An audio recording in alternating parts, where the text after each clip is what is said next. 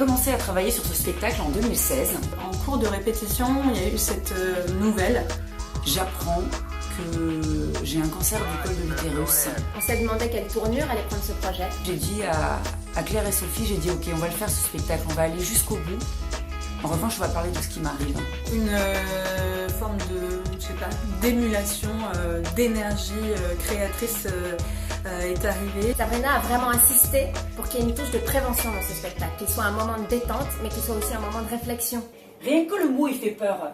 Cancer, tu vois pas? Cancer, tu vois pas, toi? J'ai voulu donner du sens à ce qui m'arrivait, donner du sens à ce qui n'en a pas. On s'est tous dit qu'il fallait que ce projet ne soit pas qu'un spectacle et serve à quelque chose. C'est absolument pas un spectacle sur le cancer, mais son histoire est intimement liée à ses personnages, puisqu'elle joue toutes les mères qu'elle ne sera jamais. Alors, évidemment, sa mère, elle se pavane.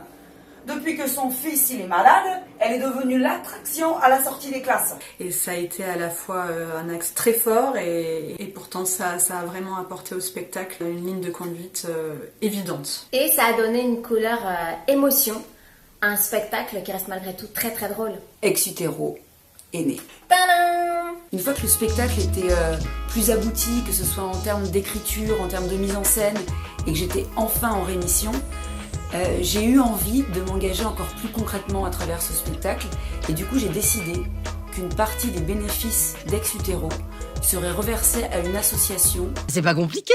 Et mon choix s'est porté sur l'association Imagine. La Schneck. Quoi? La présidente Brigitte Massico a tout de suite été emballée par le projet. Absolument. Et aussi par l'idée de donner encore plus de visibilité à la cause. Tu dis à la copine, qui va dire à la copine, tu les combien? On en parle trop peu des cancers gynécologiques. Utérus. Cette campagne Ulule est destinée à couvrir une partie des frais pour le montage de ce spectacle.